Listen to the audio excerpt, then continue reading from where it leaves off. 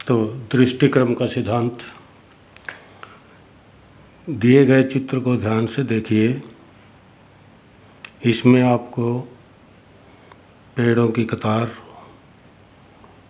बिजली के खंभों की कतार और रेल की पटरी का दृश्य दिखाई देगा।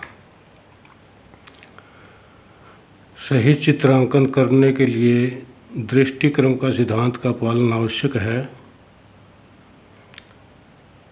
सौंदर्यपूर्ण चित्र बनाने में जिस प्रकार रंगों का ज्ञान, प्रकाश एवं छाया का प्रभाव का ज्ञान आवश्यक है, उसी प्रकार दृष्टिक्रम के सिद्धांत एवं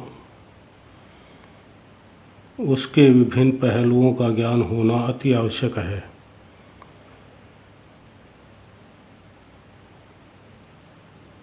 अतः बच्चों को इन पहलुओं का ज्ञान कराना भी आवश्यक हो जाता है ताकि चित्र सुंदर एवं आकर्षक बन सकें।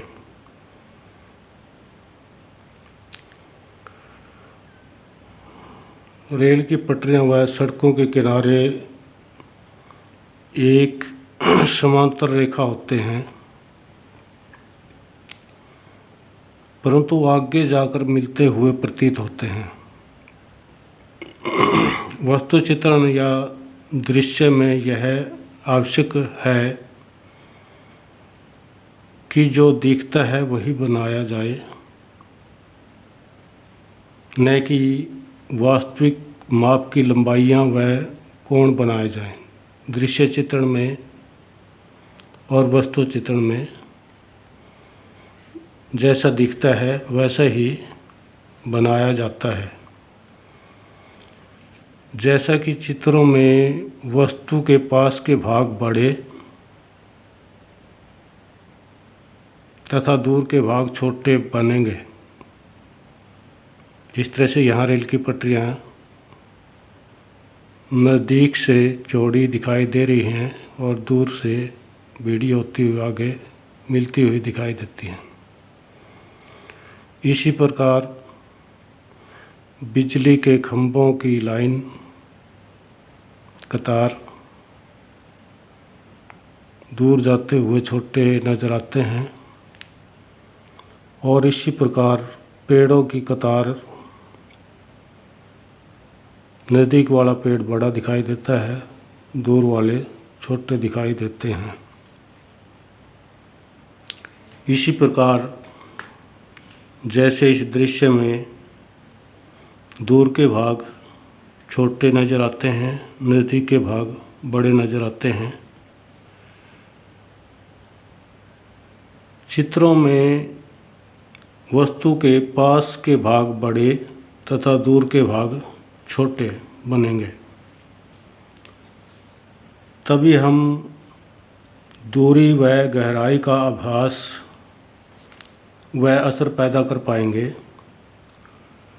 वस्तुएं दृष्टि सतह से ऊपर या नीचे हैं, इसका विशेष ध्यान रखते हुए भी चित्रण किया जाना चाहिए। दृष्टिक्रम का सिद्धांत दो प्रकार से काम करता है। एक, समीप की वस्तुएं बड़ी दिखाई देती हैं, दूर की वस्तुएं छोटी दिखाई देती हैं।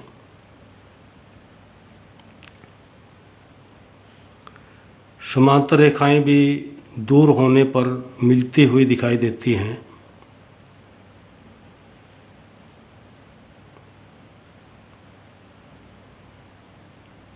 इस प्रकार यह समांतर रेखाएं में दिखाई देती हैं।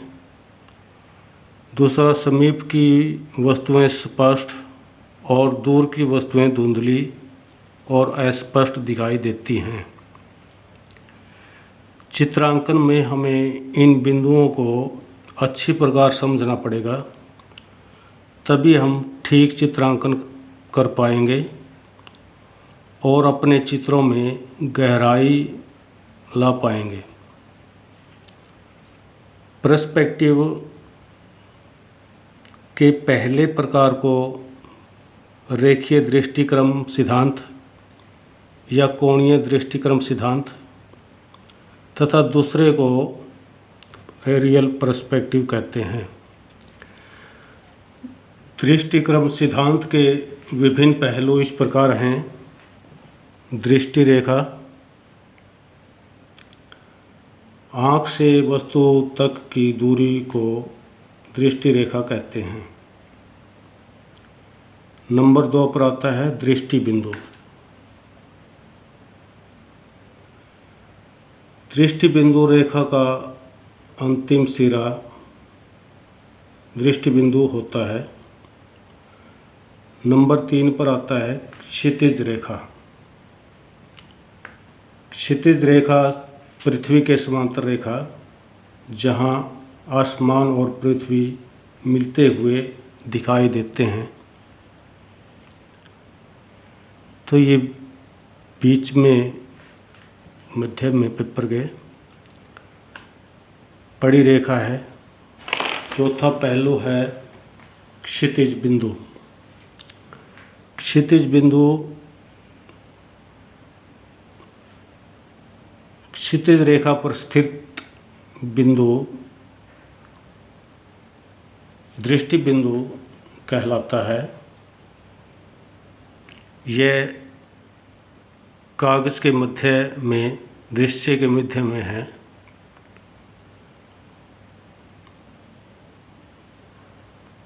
मध्य बिंदु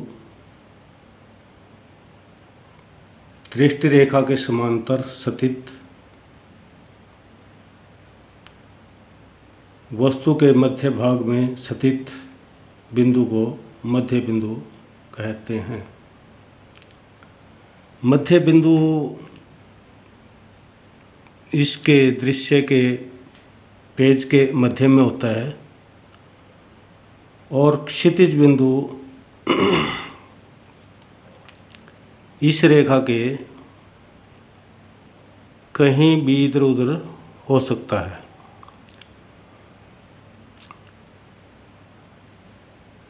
तो नंबर 6 है आई लेवल।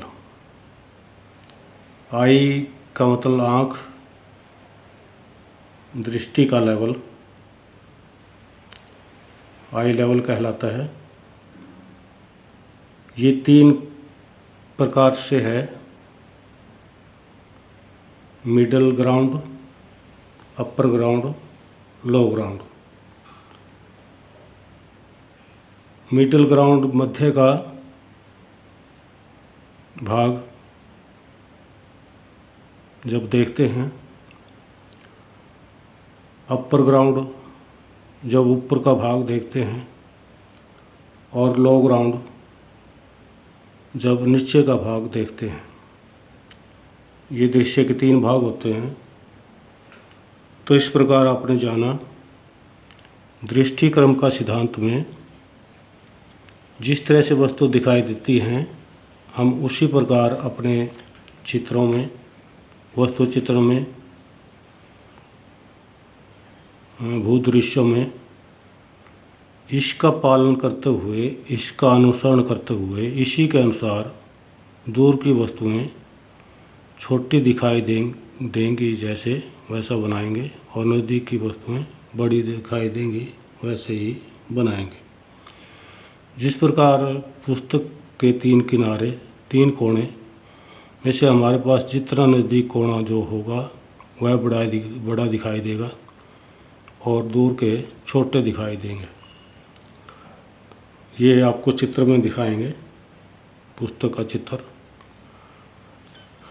और इसी तरह से दृश्य जहाँ जहाँ भी हमारे पास दूसरे दृश्य होंगे, उनमें पेड़ों को, भवनों की दीवारों को, दूर की दीवारों को छोटा करके दिखाया जाएगा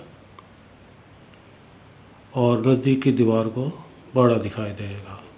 नज़दीक का कोण बड़ा दिखाई देगा, दूर के छोटे दिखाई देंगे। और ऊपर वाला दृश्य नीचे झुकता हुआ सा मालूम पड़ेगा। ये दृष्टिक्रम के सिद्धांत में होता है। इस चित्र में पुस्तक, डिब्बे और ईंटें ये घनाभ आकार की होती हैं, लगभग एक जैसा ही आकार होता है। इनमें भी नज़दीक के कोने बड़े दिखाई देते हैं और दूर के कोने छोटे दिखाई देते हैं। इसी प्रकार ये रेखाएं वास्तव में चाहे समांतर हैं, लेकिन चित्र में दूर जाती हुई असमांतर मिलती हुई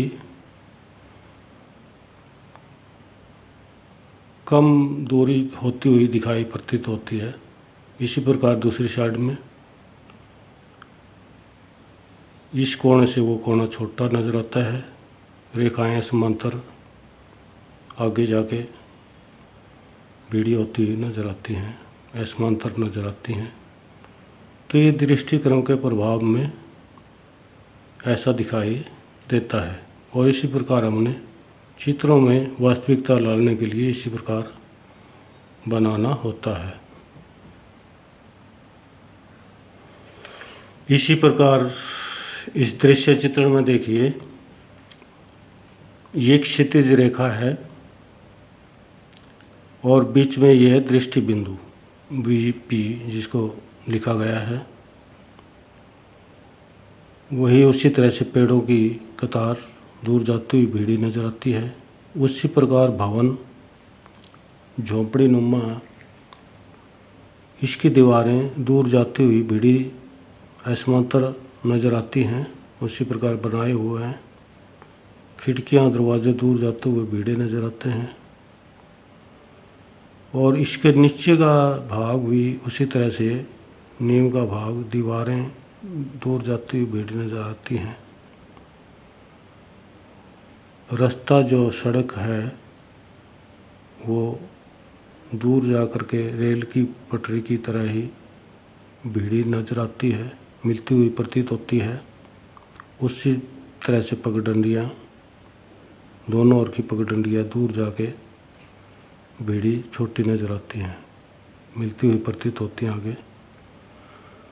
तो इस प्रकार दृष्टिक्रम के सिद्धांत में जैसे दिखाई दे रहा है, वैसे ही हम चित्रों में अब इसका अनुसरण करेंगे, पालन करेंगे इस नियम का।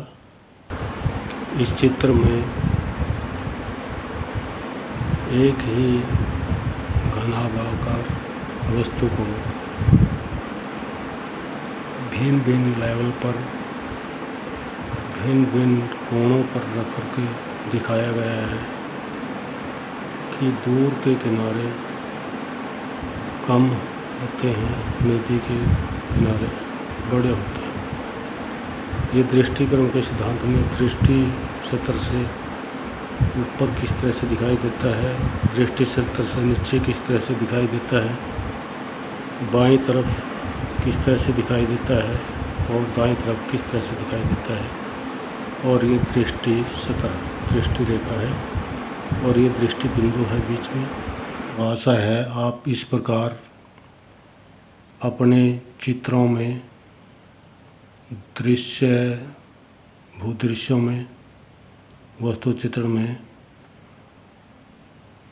इसी दृष्टिक्रम के सिद्धांत का पालन करेंगे और अपने चित्रों में इसका ध्यान रख कर के क्रियान्वित करेंगे चित्रों को।